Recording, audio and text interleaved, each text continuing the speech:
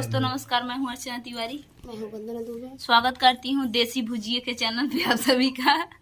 और देसी भुजिया चैनल पे आप सभी का स्वागत। हम लोग एक प्यारा सा गारी गीत सुनाने जा रहे हैं, कैसे लगेगा कमेंट में बताना और इस चैनल को ज़्यादा से ज़्यादा सपोर्ट कर।